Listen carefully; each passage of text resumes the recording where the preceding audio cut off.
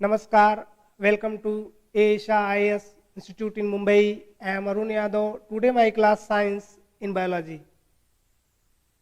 आज मैं आप लोगों का क्लास साइंस का लूँगा। जो टॉपिक होगा वो बायोलॉजी से होगा। आपको पता है कि यूपीएससी में साइंस से क्वेश्चन कम से कम 12 से 15 क्वेश्चन हर साल आ रहे हैं, जिसमें से 8 से 10 क्वेश्चन बायो का ही केवल है। 3-4 क्वेश्चन जो फिजिक्स का है, बाकी 1 या 2 क्वेश्चन आपका केमिस्ट्री है। तो यानी हमको सबसे ज्यादा जो ध्यान देने होंगे वो बायो पे ही है, या हम कह सकते हो बायो यानी जीव विज्ञान। तो आखिरकार बायो से हम कैसे प्रिपरेशन करें कि हमारे यूपीएससी में जितने भी क्वेश्चन आए या जितने भी क्वेश्चन हो उसे हम आसानी से हल कर सकें। और आपको बता दूं, साइंस के जो 3 पार्ट हैं, पहला आपका जो सबसे अधिक जो आता है वो बायोलॉजी से, दूसरा है फिजिक्स, तीसरा होगा केमिस्ट्री। आपको पता है इसको हिंदी में कहते हैं जीव विज्ञान। जीव विज्ञान इसे कहते हैं भौतिकी, भौतिक इसे कहते हैं रसायन। आपको बता दूं, फिजिक्स यानी भौतिकी और केमिस्ट्री यानी रसायन। आपको बता दूं, जो यूपीएससी में साइंस लगभग 12 से 15 क्वेश्चन आते हैं, जिसमें से 8 से 10 क्वेश्चन केवल व केवल जीव विज्ञान के होते हैं। बाकी 4 से 5 क्वेश्चन जो होंगे वो भौतिक का, या 1 से 2 क्वेश्चन जो होगा वो केमिस्ट्री का होता है। तो आज जो हम क्लास लेंगे आपको वो बायोलॉजी पे ही होगा, क्योंकि बायोलॉजी से क्वेश्चन काफी है और बायोलॉजी से क्वेश्चन हमारे इन्वायरमेंट में भी बायोलॉजी प्लस इन्वायरमेंट को मिक्स करके कभी कभी पूछता है, तो क्वेश्चन का दायरा इसका काफी हो जाता है। इसीलिए पहले हमें बायो को ध्यान देना होगा, और सबसे आसान तरीका या फिर बायो का कंसेप्ट समझना होगा। और हम बायो इसलिए कह रहा हूं क्योंकि यूपीएससी में बायोलॉजी बहुत इंपॉर्टेंट है। और आपको बता दूं, बायो की तैयारी अगर आप एनसीईआरटी पढ़ते हो तो क्लास 12 का जो बायोलॉजी है उसे बहुत बढ़िया से प्रिपरेशन करिए, क्योंकि वहां से क्वेश्चन हर साल यूपीएससी का आता है। तो सबसे पहले हम बायो की क्लास ही स्टार्ट करेंगे।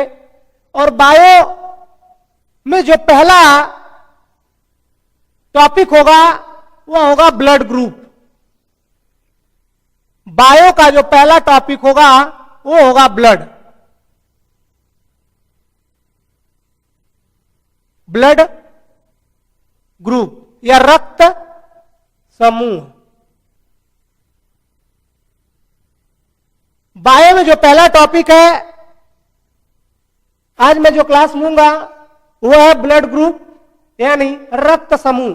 सबसे पहले तो हमें जान लेना चाहिए कि ब्लड ग्रुप की खोज किसने की और आखिरकार है क्या चीज। तो आपको मैं बता दूं कि ब्लड ग्रुप की जो खोज हुई थी वो लैंड स्टीनर के द्वारा। ब्लड ग्रुप की जो खोज की गई थी वो लैंड स्टीनर के द्वारा। आपको बता दूं, जो हमारा ब्लड है वो रक्त द्रव्य संयोजन है, रक्त द्रव्य संयोजक। देखो, द्रव्य के जगह कभी कभी तरल भी करता है, यानी ये एक ही बात है, या द्रव्य या फिर तरल। हमारा ब्लड कैसा है? रक्त द्रव्य संयोजक है। और आपको बता दूं, हमारे ब्लड का जो पीएच मान होता है क्षारीय है 7.4, यानी क्या है, क्षारीय। हम आपको बता दूं, अगर आप लोग साइंस बैकग्राउंड के हो या ना हो, तब भी हमारे यहां जो पीएच है, जिसका पीएच 7 होता है, उसे हम उदासीन कहते हैं, न्यूट्रल जो होता है। लेकिन अगर हम 7 के ऊपर जाएंगे तो क्षारीय होता है, और 7 के जितना नीचे आएंगे उतना हम उसे अम्लीय प्रकृति के कहते हैं। यह बात ध्यान दीजिएगा कि जो हमारा पीएच है वो 7 से गणना किया जाएगा, तो 7 को हम क्या मानते हैं, उदासीन है, वो ना क्षारीय ना अम्लीय। लेकिन 7 के ऊपर जैसे जैसे बढ़ेंगे वो क्षारीय रूप में जाएंगे, लेकिन 7 के हम नीचे जैसे जैसे आएंगे वो हमारा अम्लीय प्रकृति की होता चलाएगा। यानी हम 7.4, यानी हमारा ब्लड कैसा है, क्षारीय है। ठीक।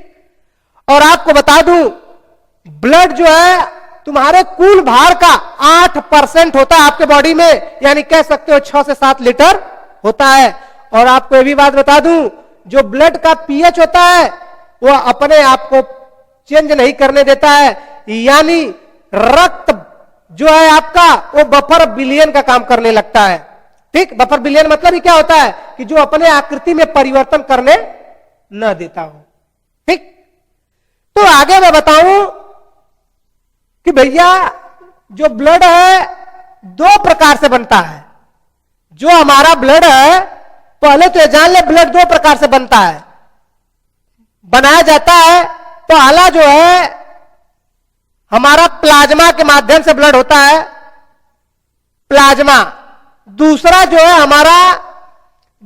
हमारा ब्लड सेल होता है, या कह सकते हो रक्त कोशिका के द्वारा। दूसरा क्या है, ब्लड सेल, या कह सकते हो रक्त कोशिका।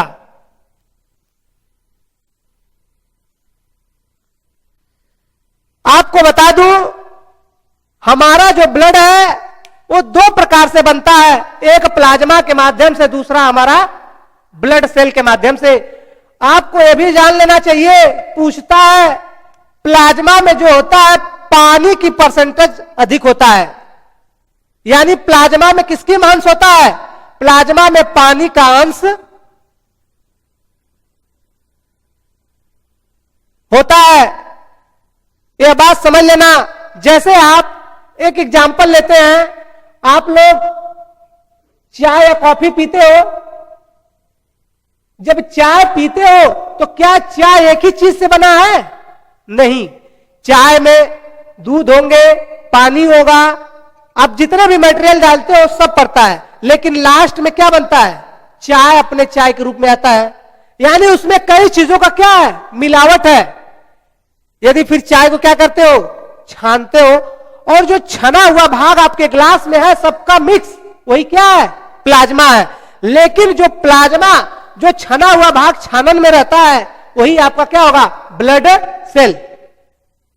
मैंने क्या बोला, चाय का जो छना हुआ, जो सब हर एक चीज का मिक्स है, जो ग्लास में आपके है, वो क्या है, प्लाज्मा है। लेकिन जो आपका छानन के ऊपर बचा रहता है, वही आपका क्या है, ब्लड सेल होता है, या रक्त कोशिका होता है। आपको बता दूं, रक्त कोशिका 3 प्रकार से होते हैं। पहला होता है आरबीसी, दूसरा होता है डब्ल्यूबीसी, तीसरा होता है ब्लड प्लैनेट्स। क्या है, blood planets, blood planets. RBC यानी रेड ब्लड कार्पस सेल, कह सकते हो लाल रक्त कणिकाएं। इसको हिंदी में क्या कहेंगे, लाल रक्त कणिकाएं। दूसरा जो है WBC, white blood corpus cell, इसे कह सकते हो सफेद रक्त कणिकाएं, सफेद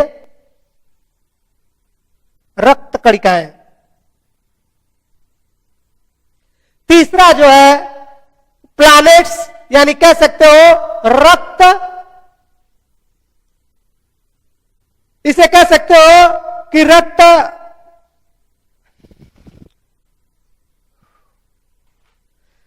कणिकाएं।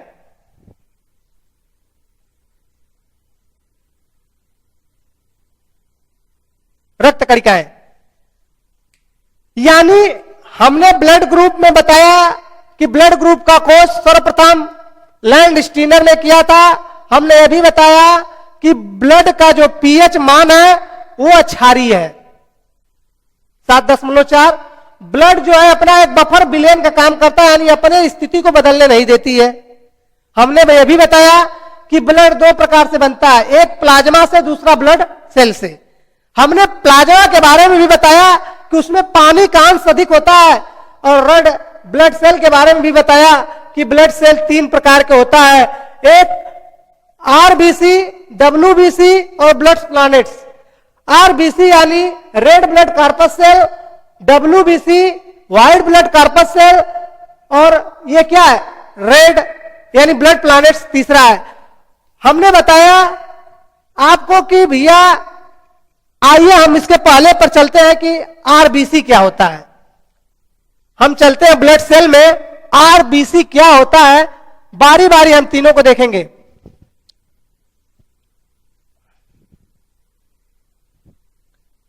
हमने कहा ब्लड सेल भैया प्रकार के होते हैं।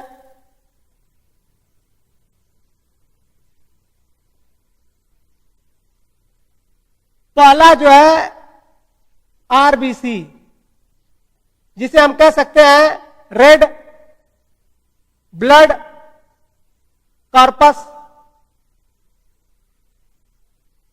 सेल, हिंदी में लिख सकते हैं लाल रक्त कणिकाएं।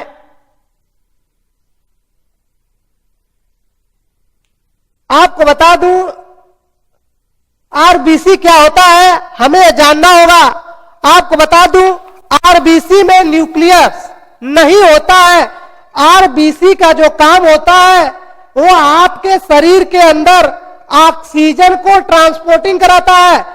बहुत इंपॉर्टेंट क्वेश्चन है कि आरबीसी का कार्य क्या है। आरबीसी जो होता है आपके बॉडी के अंदर जो ऑक्सीजन को क्या करता है, ट्रांसपोर्टिंग कराता है, यानी ले जाने ले आने का कार्य करता है। जैसे आप ऑक्सीजन शरीर में या ऑक्सीजन आप अपने नाक या किसी माध्यम से ले रहे हो, तो आप उस ऑक्सीजन को पूरे बॉडी के प्रत्येक अंग तक कौन पहुंचाता है, आरबीसी। यानी आप कह सकते हो कि आपके ब्लड के माध्यम से ही ऑक्सीजन को शरीर में प्रवेश कराया जाता है या शरीर के प्रत्येक अंग तक ले जाया जाता है।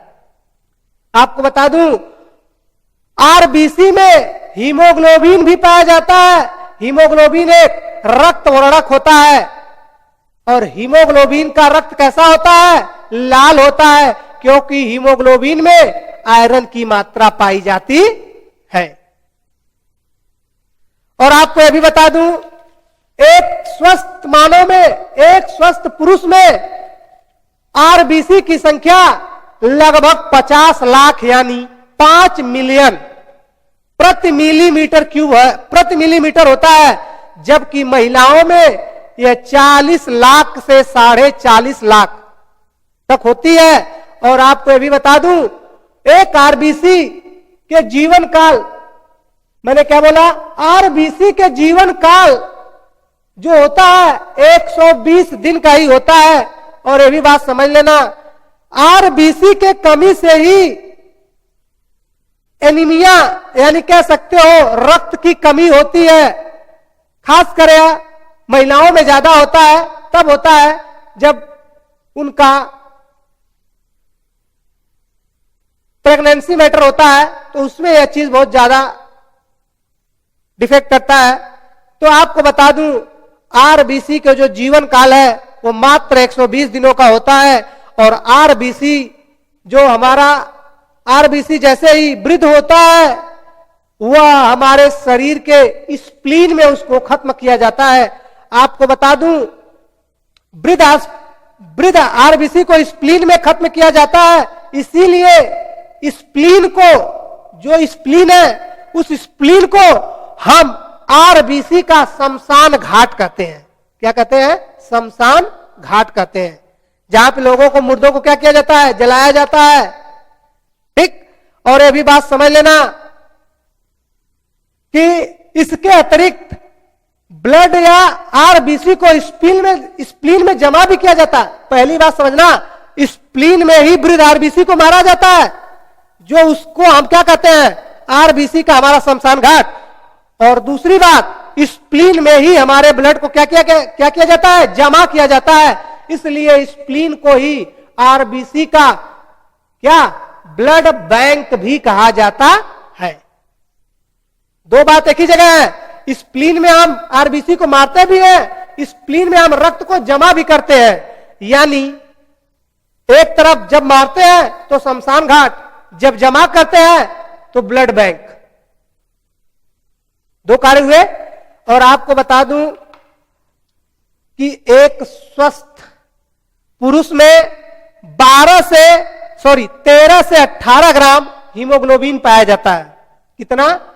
एक स्वस्थ पुरुष में 13 से 18 ग्राम, जबकि महिलाओं में 12 से 15 ग्राम तक पाया जाता है। आपको बता दूं, ब्लड की जो कमी होती है खासकर महिलाओं में ज्यादा होता है।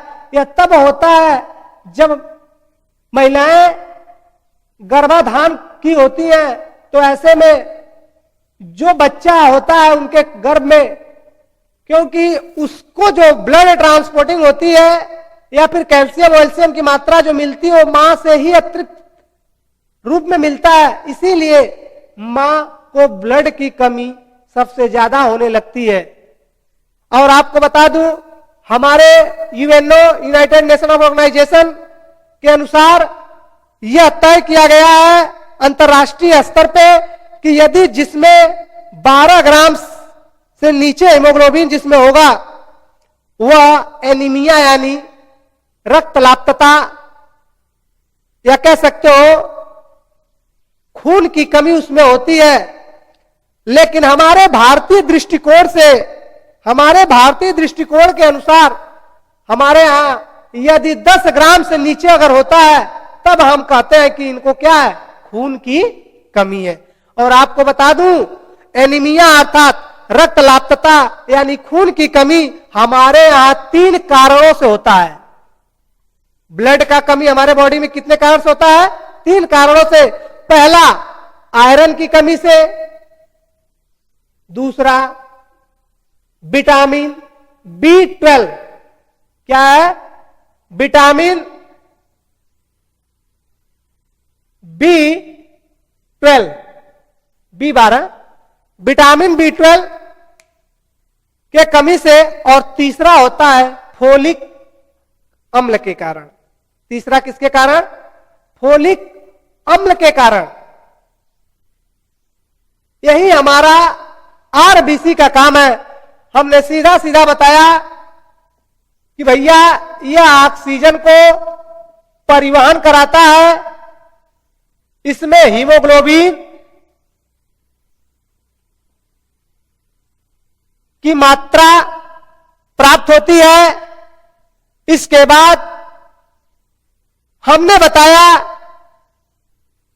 कि एक स्वस्थ पुरुष में 5 मिलियन आरबीसी संख्या होती है, जबकि फीमेल में 4 से 4.5 मिलियन होती है। और हमने बताया आरबीसी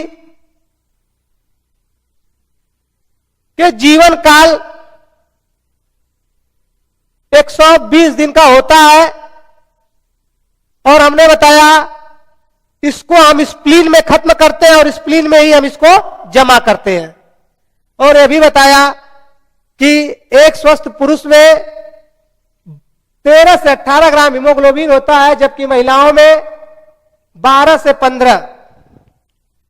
और हम यह भी बताया कि हमारे यहां आरबीसी या ब्लड की कमी 3 कारणों से होता है। पहला, आयरन की कमी।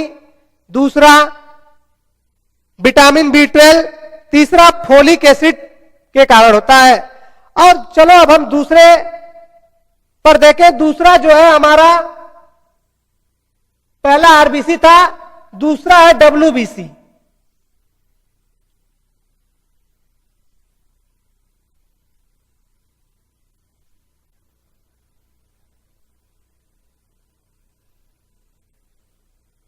दूसरा क्या है?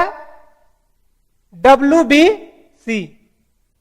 इसे कहते हैं व्हाइट ब्लड कार्पस सेल, सफेद रक्त कणिकाएं,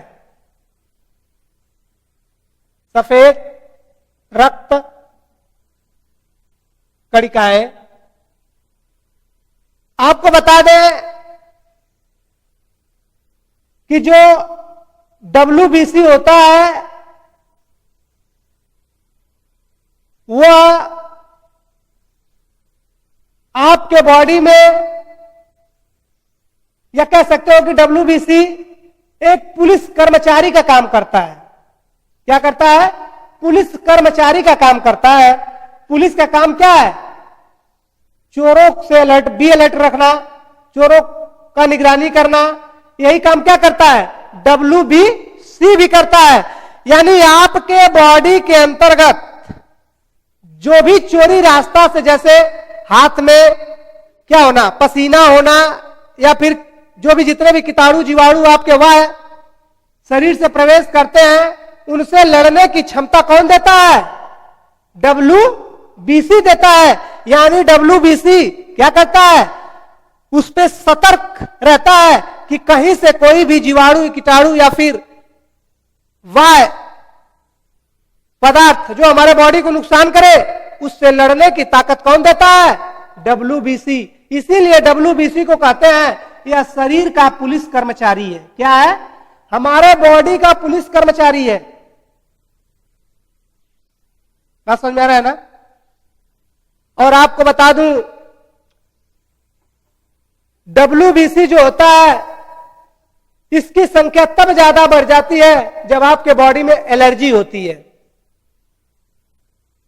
यानी इन्फेक्शन जब ज्यादा होता है तब डब्ल्यूबीसी की संख्या बहुत तेजी से बढ़ जाती है। और ये भी बता दूं, डब्ल्यूबीसी का जो जीवन काल है 10 से 13 दिन का होता है और इनकी संख्या 5000 प्रति मिली क्यूब होता है।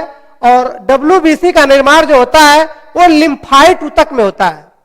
ठीक, हमने कहा कि डब्ल्यूबीसी के बारे में हमने बताया कि डब्ल्यूबीसी आपके शरीर का पुलिस कर्मचारी होता है जो आपको कीटाणु जीवाणु या फिर कह सकते हो ऐसे वायु तत्वों से आपके बॉडी का मदद करता है जो आपके बॉडी को नुकसान पहुंचा सकता है, उससे लड़ने में आपकी क्या करता है? मदद करता है। यही क्या है? डब्ल्यूबीसी है। तीसरा हमने कहा रक्त कणिकाएं। आपको बता दूं, रक्त कणिकाएं जो होता है आपके बॉडी में, या कह सकते हो जो ब्लड प्लैनेट्स है, वो आपके बॉडी के अंतर्गत जो खून है, जो ब्लड है, उसमें थक्का बनाता है, यानी चिपचिपा टाइप।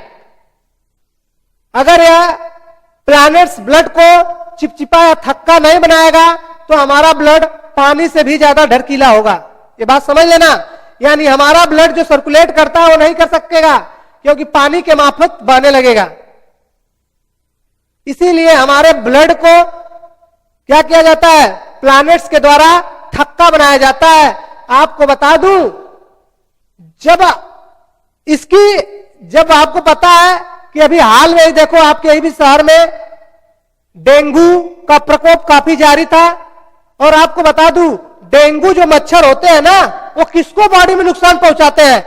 जो आपके बॉडी यानी जो आपके शरीर में प्लैनेट्स होते हैं, जो थक्का बनाया जाता है शरीर के अंदर ब्लड में, उसी प्लैनेट्स को डेंगू ने बहुत तेजी से खाने का काम करता है। और आपको बता दूं, एक स्वस्थ मानव में या फिर कह सकते हो ये जो हमारा प्लैनेट्स है हमारे बॉडी में लगभग 2.5 लाख से 5 लाख तक होता है। 2.5 से 5 लाख तक होता है।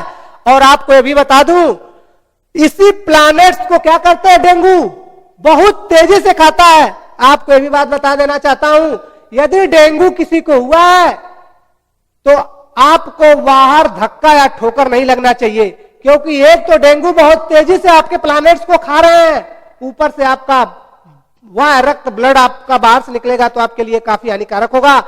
और अगर सही टाइम पे इलाज नहीं हुआ तो बहुत तेजी से प्लानेट जब खाते खाते लोग क्या करते हैं, 50,000 के आसपास यदि प्लानेट्स को पहुंचा दिए तो समझ लो आपका मरना तय हो जाएगा। यानी आपको फिर भगवान भी नहीं बचाएंगे, ये बात समझ लेना।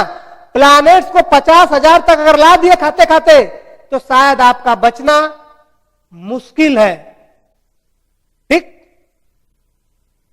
यानी आपको सबसे ज्यादा प्लैनेट्स को खतरा किससे होता है, डेंगू से होता है।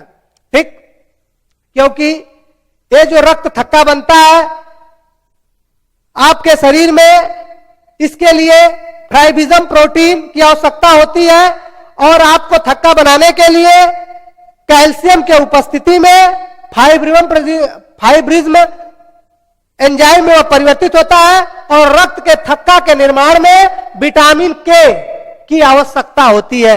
क्या करा है, जो तीसरा है आपका ब्लड प्लैनेट्स में करा, ये फ्राइबिजम प्रोटीन के कारण बनता है आपके लीवर में कैल्शियम की उपस्थिति में। लेकिन इसमें जो आपका विटामिन होता है, किस विटामिन की आवश्यकता होती है, विटामिन के की आवश्यकता होती है आपके प्लैनेट्स को बनाने में। याद रखना, ब्लड एक ऐसा चैप्टर है, चाहे जो भी एग्जाम हो, यूपीएससी के अतिरिक्त भी जो एग्जाम है उसमें भी ब्लड एक सबसे कोर और सबसे इंपॉर्टेंट एरिया है जहां से क्वेश्चन पूछे जाते हैं। हमने बताया कि भैया ब्लड दो प्रकार से बनते थे, एक प्लाज्मा दूसरा ब्लड सेल। हमने बताया ब्लड सेल तीन प्रकार के थे, आरबीसी, डब्ल्यूबीसी और ब्लड प्लैनेट्स। इन सबके बारे में हमने आपको एक्सप्लेन किया। और आगे आपको बता दूं, एंटीकोगुलेंट, उसी में एक कार्य है एंटीकोगुलेंट, जो कहता है कि रक्त के थक्का बनाने का विरोध करता है। यानी एंटीकोगुलेंट जो होता है आपके बॉडी के अंदर बफर विलेन का काम करता है। ठीक, यानी ब्लड में जो थक्का बनते हैं उसका विरोध करता है, बनने नहीं देता है। यही क्या है, एंटीकोगुलेंट। और आपको बता दूं, उसी में एक इर्थोब्लास्टा फिटेज है, आपके बॉडी के अंदर एक इर्थोब्लास्टा फिटेज है।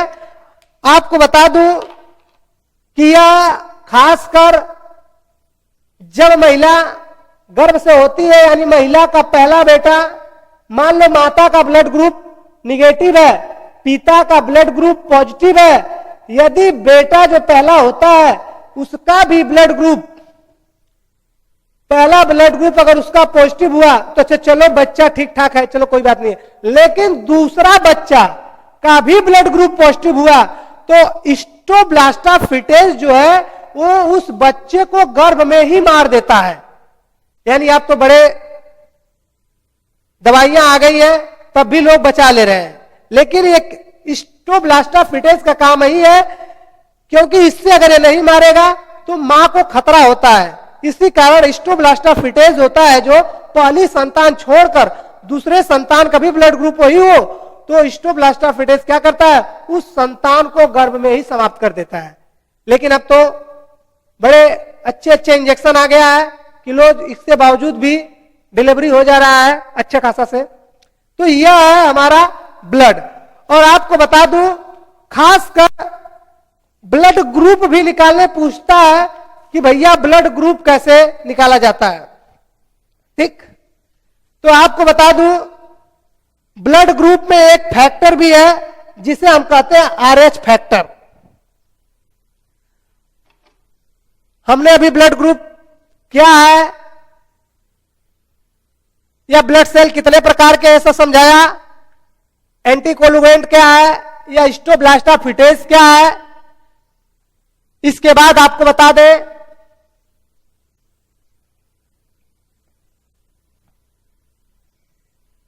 इसके बाद मैं आपको बता दें कि ब्लड ग्रुप में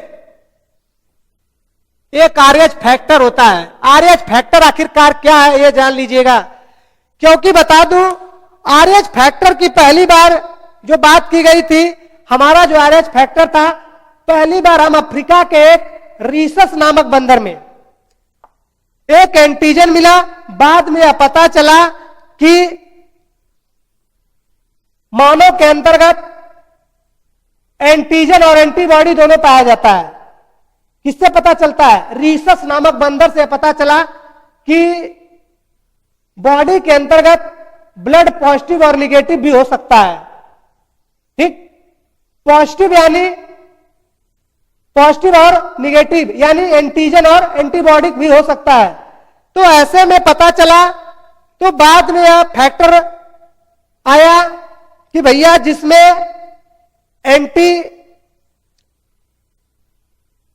बॉडी और क्या एंटीजन, ये दो फैक्टर के बारे में बात चला। और आप आज को बता दूं, भारत में 97%, 97% हमारे इंडिया में, भारत में 97% जो भारतीयों का ब्लड ग्रुप है वो पॉजिटिव होता है। ठीक, भारत में 97% जो ब्लड है वो पॉजिटिव होता है। जैसे में हमारे यहां 4 ब्लड ग्रुप हैं, मान के चलते हैं ओ, खासकर ले लो, जो हमारे यहां ओ ब्लड ग्रुप होगा ये सबसे ज्यादा पॉजिटिव होता है, लगभग 39%। ये कितना है ओ ग्रुप का? 39%। ये हमारा, इसके बाद जो हमारा है वो है ब्लड ग्रुप बी। जो हमारा ब्लड ग्रुप है, ब्लड ग्रुप बी में हमारा जो है यह है 32%। और आगे आता है हमारा ब्लड ग्रुप ए में जो है, आपको बता दूं 23%। लेकिन अदर जो ब्लड ग्रुप आएंगे उसमें बचा कुचा जो भी होगा वह होगा। ठीक, बाकी हमारा अदर क्या होगा? एबी में होगा। एबी में क्या है? अदर। जो हमारा बचा होगा वही होगा। यानी सीधा करा है, भारत में 97% ब्लड ग्रुप क्या है? पॉजिटिव है। जिसमें से सबसे ज्यादा ब्लड ग्रुप पॉजिटिव किसका होता है? ओ का होता है। और उसके बाद बी का होता है, फिर ए का होगा और लास्ट में ए बी का होता है। और आपको यह भी बता दूं, हमारे यहां जो यूनिवर्सल ब्लड डोनर होता है, यूनिवर्सल ब्लड डोनर कह सकते हो, सार्वभौमिक रक्तदाता, वह ओ को कहा जाता है। जो सबसे ज्यादा रक्तग्राही होता है वह ए बी होता है। आपको इसके बारे में बता दूं, ए बी जो है,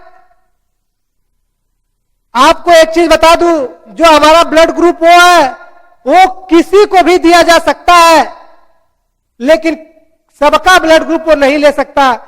और हमारा जो ग्राही है ए बी, वो किसी का भी ब्लड ग्रुप अपने बॉडी के अंदर ले सकता है, लेने की क्षमता रखता है।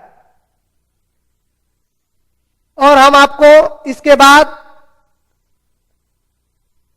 ब्लड ग्रुप से रिलेटेड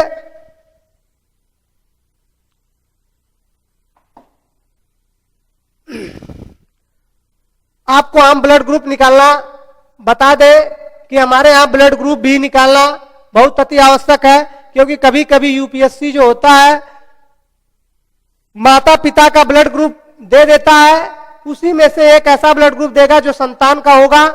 ठीक, और संतान के ब्लड ग्रुप को चूज करना होता है। तो ऐसे में हमें ये चैप्टर पढ़ ही रहे हैं, तो हमारा ब्लड ग्रुप भी निकालना हमें आना चाहिए।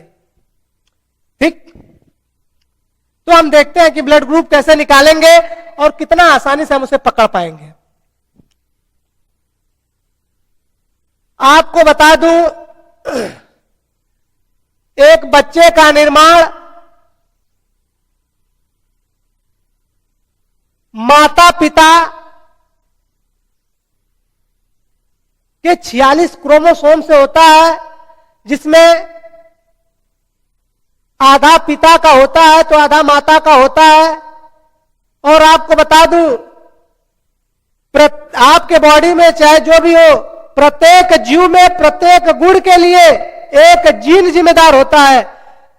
आपका उंगली ऐसे ऐसे कर रहा है तो उसके लिए भी कोई ना कोई जीन जिम्मेदार है। यह जीन, अब आपको यह समझ में आएगा कि यह जीन आता कहां से है। यह जीन आपको अपने माता और पिता से मिलता है। यह बात ध्यान रखिएगा। यह जीन हमेशा जोड़ी में मिलता है। जोड़ी यानी एक जीन माता का तो दूसरा जीन पिता का होता है। और अगला बात मैं आपको बता दूं, जब जीन माता पिता से बच्चों में जाता है, क्या मैंने बोला, जब जो जीन माता पिता से बच्चों में ट्रांसफर होता है वह जीन एक नहीं बल्कि उसका आधा आधा होके आता है। यानी कह सकते हो जीन एक पीढ़ी से दूसरी पीढ़ी में जब जाती है तो वह आधा होके जाती है। ठीक। और रक्त समूह के लिए मानव में 3 जीन जिम्मेदार होते हैं। मैंने क्या बोला, रक्त समूह के लिए मानव में 3 जीन जिम्मेदार होते हैं।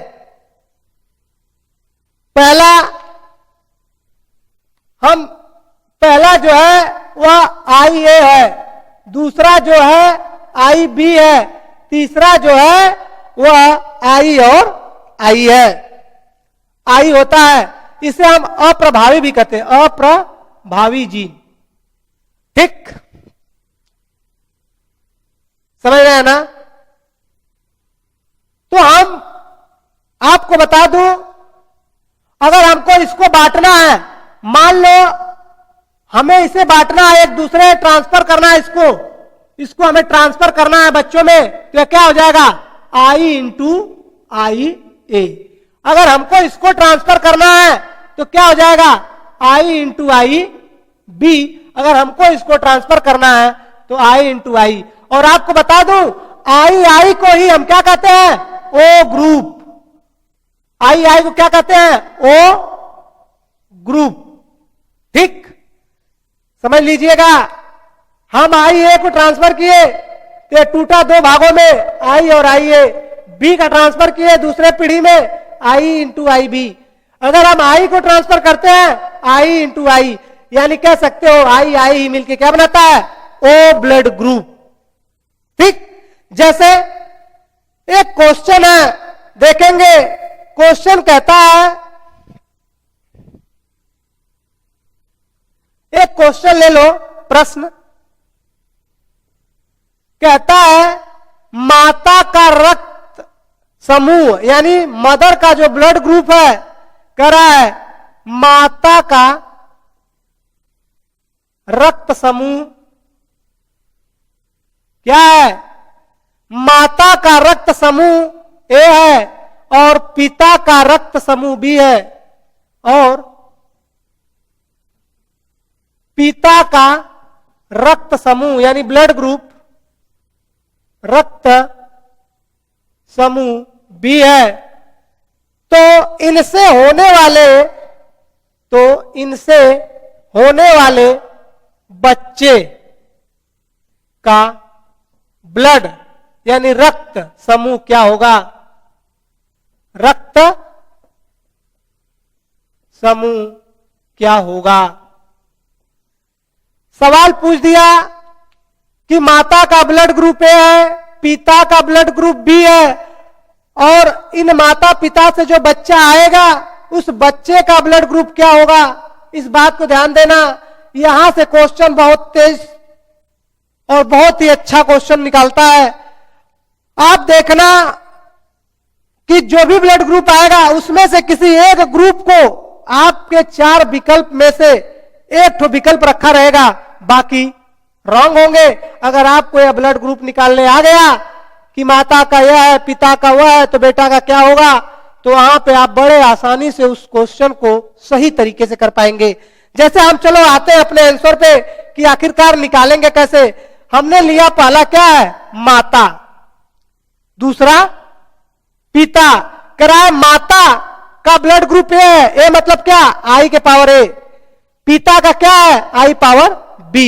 अब हम इनको क्या करेंगे, बच्चे में ट्रांसफर करेंगे। जब इनको हम बच्चे में ट्रांसफर करेंगे तो 2 पार्टों में टूट जाएगा, या बच्चा में इनका I वाला भाग जाएगा या फिर I A जाएगा। हमने क्या बोला, इसमें या फिर I आएगा या फिर I आएगा, इनका भी I B और I में टूट जाएगा। यानी बच्चे में माता से या फिर आई ए जाए या फिर आई जाए, पिता कभी या बी जाए या फिर आई जाए। देखो हम इसको हम मिलाएंगे। अभी तो ये माता का दो भाग में टूटा है, पिता का भी दो भाग में टूटा। हो सकता है माता का यह और पिता का यह मिल के आ जाए, हो सकता है माता का यह पिता का यह बन के आ जाए, हो सकता है माता का यह और पिता का यह, या हो सकता है यह और यह आ जाए। तो आओ हम ब्लड ग्रुप निकालते हैं। इसी तरह हम बांट लेंगे। सबसे पहले इसको हम इसमें फिर इसमें करेंगे। ध्यान देना, पहले वाले को इसमें और इसमें करेंगे, फिर दूसरे वाले को भी हम इसमें और इसमें कराएंगे, और बाद में देखेंगे कि ब्लड ग्रुप कैसे आ जाता है।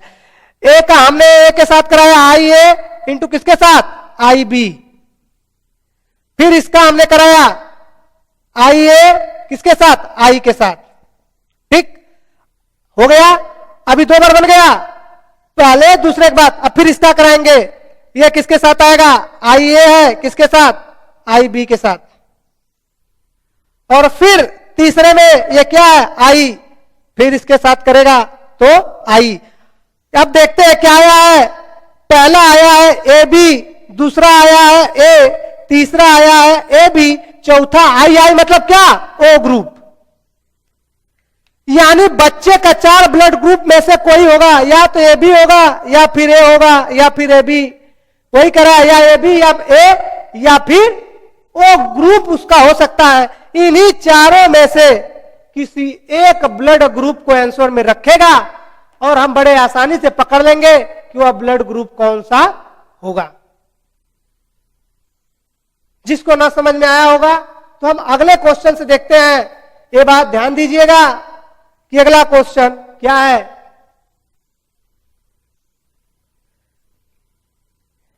राइट डाउन करो। उसके बाद हम अगले क्वेश्चन को देखेंगे कि अगला क्वेश्चन इसका कैसा है। इसी तरह हम ब्लड ग्रुप को निकालेंगे। बहुत ही आसान तरीका है यह।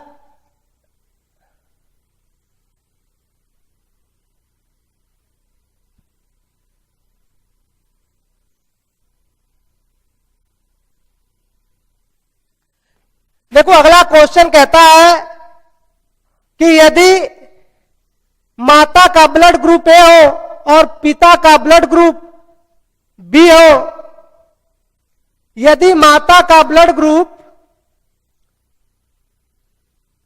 ए हो और पिता का ब्लड ग्रुप ए बी हो, तो उनसे होने वाले बच्चे का ब्लड ग्रुप क्या होगा। सीधा मैंने कहा कि माता का ब्लड ग्रुप ए है, पिता का ए बी है, तो बच्चे का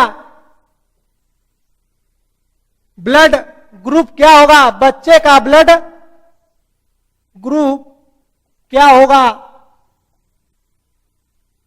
तो फिर वही यहां माता बनाएंगे, यहां पे पिता बनाएंगे। माता का कह रहा ए है, पिता का ए बी है।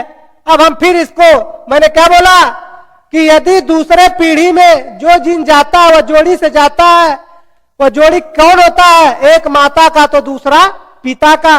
यदि माता से माता के जीन का भी आधा जाएगा तो पिता के भी जीन का आधा, यानी जो जीन बच्चे में जाता है एक पीढ़ी से दूसरे पीढ़ी जाने में वह आधा हो जाता है।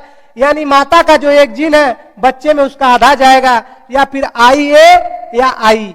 यह टूटेगा तो किसमें होगा, यानी माता का या फिर आई ए जाए या आई जाए। पिता का क्या जा सकता है, आई ए या फिर आई बी। अब देखो ये दो ग्रुप में बढ़ गया, या माता का यह जाएगा या पिता का इसके साथ मिलेगा, या माता का ए के साथ या फिर बी के साथ मिल जाए, या हो सकता है माता का आई ए के साथ या माता का आई बी के साथ मिले। तो आओ हम फिर से इसको देखते हैं। यानी पहले वाला का 2 बार रिलेशन हो सकता है, एक आई ए और दूसरा आई बी से। तो हम आओ फिर देखते हैं। इसका पहले वाले का आई ए किससे होगा, इससे, आई बी के साथ। फिर इसका दूसरा भाग क्या है, फिर आई ए किससे कर सकता है कनेक्शन, पिता के आई बी के साथ। अब आई का बात करेंगे, आई पहला है तो किसके साथ पहले आएगा, फिर इसके साथ आई ए के साथ। अगर हम फिर आई की बात करें तो आई किसके साथ करेगा, आई बी के साथ। अब हम देखते हैं कि बच्चे का ब्लड ग्रुप क्या हो सकता है। पहला तो ए बी, ये क्या है, ए बी, फिर ए है, फिर बी है। कह रहा है कि 2 बार ए बी और 1 बार ए और 1 बार बी, ठीक। यह ब्लड ग्रुप हो सकता है। इसी तरह हम ब्लड ग्रुप निकालेंगे और एग्जाम में हर बार एक न एक क्वेश्चन यहां से पूछता रहता है। और अगला यदि और निकालना हो तो एक क्वेश्चन और देखो, जैसे कहता है माता का ब्लड ग्रुप ए बी है तथा पिता का ब्लड ग्रुप ओ है, तो उनसे होने वाले बच्चे का ब्लड ग्रुप क्या होगा। कह रहा है माता का ब्लड ग्रुप ए बी है तथा पिता का ब्लड ग्रुप ओ है, तो उनसे होने वाले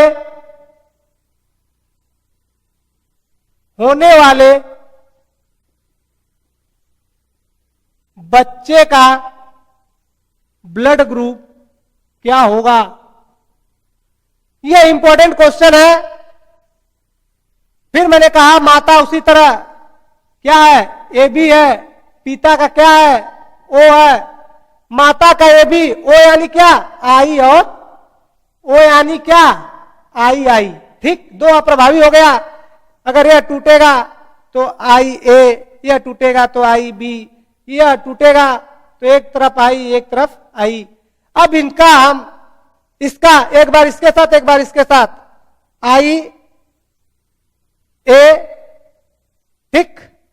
अब फिर एक बार फिर आया आई ए, किसके साथ, इसके साथ आई। अब इसका एक बार इसके साथ आई बी, किसके साथ, आई के साथ। फिर एक बार इसका इसके साथ आई बी, किसके साथ, इसके साथ आई। अब देखते हैं क्या बना, ए बी बी। कह रहा है 2 बार ए बना है 2 बार बी, यानी जब भी बच्चे का ब्लड ग्रुप आएगा या तो ए ग्रुप का होगा या फिर बी ग्रुप का होगा, ठीक है। तो आज जो साइंस की क्लास है, यानी आज का जो टॉपिक था ब्लड रिलेशन या ब्लड ग्रुप, हम ये चैप्टर जो है कंप्लीट हुआ। और आज की क्लास जो साइंस का है बायो पे, तो इसको यहीं पे समाप्त करेंगे और कल हम नेक्स्ट टॉपिक नए टॉपिक से चलेंगे। तो आज के लिए धन्यवाद, थैंक यू।